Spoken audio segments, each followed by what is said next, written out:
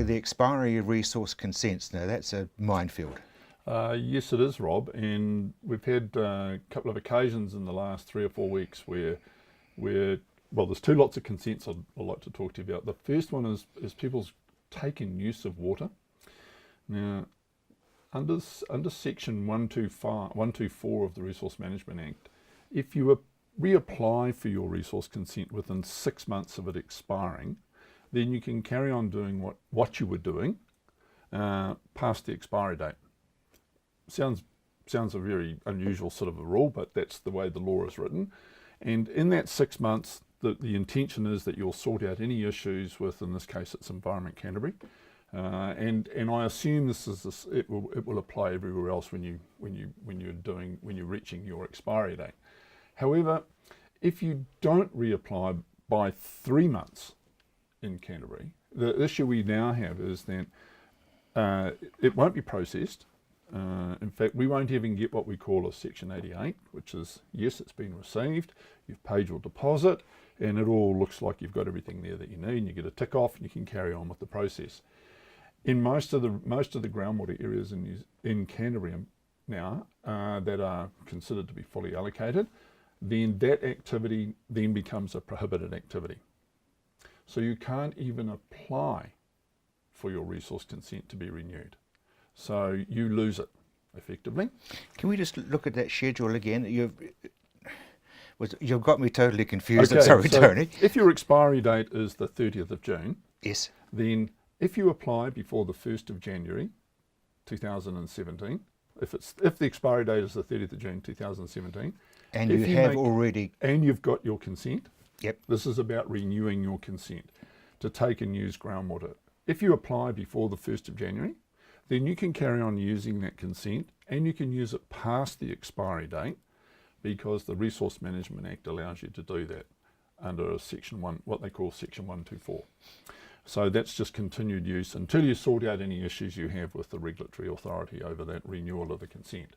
However, if you forget about it, And if you haven't done that, then you get this little bit of a time lapse between the 1st of January and whatever 3 months after that is, it was 1st of April, I guess it is, there's a little bit of a hiatus there that you can get it in, and they will consider it. well, we're past both those dates. We're past both those dates. So we've had occasion in the last 2 or 3 weeks where we've had clients say, oh dear, something a little bit different to that, but you can imagine, oh dear. Yes. I've just had this letter that says that my consent expires on the 30th of June and I'm outside the 3-month period, therefore my consent won't be considered, my reapplication won't So be they considered. basically have lost their rights to irrigate. They've lost their right to irrigate then. So that you could have had this consent for 30 or 40, 50 years and you potentially could lose it. And it's very unclear, it's actually a little unclear in the plan whether that was the intention. And Environment Canterbury, to give them their due, they up until now they've taken I guess a soft attitude on this. The guy genuinely forgot. This consent has been around for ages. 1st of January to 1st of April or 1st of May is a really busy time for farmers. All sorts of things are happening. Take the dairy farmers, for example. Right now, they're building up to Gypsy Day. So they're about to put their cows on the road and go to the next farm. Arable farmers are flat out harvesting and doing all sorts of things like that. So suddenly you reach this point, oops, forgot. So we've had to make a case that these farmers have genuinely forgotten, and Environment Canterbury have been pretty good about it up till this point, although they've said to us very emphatically that this is the last one they will make an exemption for. So we think if there's a few of these consent holders out there that have forgotten about this 3-month lapse time, this 3-month period, there will be many more, in which case they're going to fall into this 3 to 0 months, and because they're in a fully allocated zone, it's a prohibited activity to take water because it's fully allocated, and they will lose their consent. Do you know what sort of numbers we're talking about? I can only go on the numbers that we've had come to us that are concerned, that suddenly realise that oops, they've forgotten about it. and so that's 2 or 3. But we do know that in talking to the Environment Canterbury people that there are more than that without them actually telling us how many there are. Bottom line is that they're going to not be able to irrigate from here on out, so therefore they're dry land farmers. They become a dryland farmer, yes.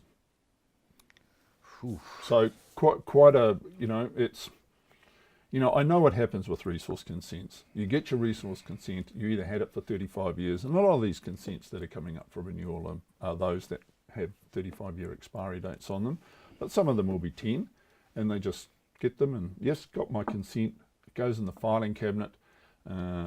Often the mail that might have come from Environment Canterbury goes in the filing cabinet sometimes, and mostly in the busy time of the season it's not read very carefully, and I think there needed to have been better publicity about what the implications of these dates are. But it's too late. It's too late. What's nature going to throw at us for winter? Well, I was really hoping for a neutral type situation, and we would continue to get large rainfall events. We've talked about that on a number of occasions already. All across the East Coast, we still need those sorts of events to get our groundwater levels up, get those rivers flowing and keeping them flowing. In the last 5 to 10 days, there's been some reports coming out from the global climate modelers that there are signs that an El Nino could develop during the winter. That's the last time, particularly in parts of Canterbury and parts of southern eastern and North Island. That's probably the last weather system that we really want, because we know that El Nino is predominantly westerly, southwesterly weather. Not necessarily warmer than normal, but what it means for those areas is that those weather systems that bring the rainfall events, those southerly, southeasterly type systems, are not the predominant weather pattern during the winter. So, and right now they're saying there's like a 50-50 chance of this happening. So the probability of it's about 50%. Of a dry winter. Of a El Nino winter, which is that southwesterly, westerly weather. Doesn't mean it will be necessarily dry, but it sort of points against us getting those very large rainfall events that come in from the east and the southeast. I mean, normally you would expect them to occur when we've got neutral type conditions or El Nino type conditions, which are predominantly easterly, northeasterly type weather conditions. So it's probably just right now, it's just something, there's a flag up there. It's probably an orange flag at the moment, not a red flag. Excuse me, but it's something that when we keep an eye on these things, because we're looking for these big recharge events this winter, and it's just not what I really wanted to hear and read. So I guess for those people that are dependent upon particularly surface water from rivers that actually flow from more from the foothill areas in both the North Island and the South Island, and groundwater takers where we've got very low groundwater levels. This is not the news that we really wanted to hear, that we could be going away from systems that will give us really big rainfall events and give us recharge. And we haven't started next season. No, we haven't started next season, and it is only the beginning of May. We need May, June, July, half of August at least, to get those big rainfall events. If you look at the East and South Island rivers, for example, the Selwyn, the flow has receded back towards the hills. The Hinds has receded back towards the hills. So what looked like a really promising start at the end of March into the first little part of April, we really wanted a continuation of those conditions. 50 or 60 millimetres every 10 days would be really nice if I could dial it up. Let's allay a myth, because the water's receding back. The flow levels has nothing to do with irrigation. No, it's not. At this stage of the year, it's got nothing to do with irrigation. The flow in that river is totally dependent on there being rainfall events in the foothills, not way back on the Alps, not rain. Not northwest wind rain. This is not northwest rain. These are the events that we saw on the east coast of both islands at the end of March and the beginning of April, where we had 3 events in a row where we got these easterly systems pushing rain in against the foothills in both islands, and those foothill rivers flow. Now, when I talk about the flow in the Selwyn, for example, and the Hines rivers, it means that where it is actually flowing has gone back towards the hills, so that water is now disappearing. That's coming out of the hills. That water is now disappearing into the floodplain and into the shallow groundwater system. So it is having some benefit on the shallow groundwater, but not in terms of the flow we need to go all the way to the coast. Very, very briefly, the idea of actually harnessing water and keeping it for when you need it. Oh, that's happening. There's more planned. That can only really reliably and economically come from the big rivers, the big alpine rivers that are fed by the northwesterly systems. Tony, thank you very much indeed.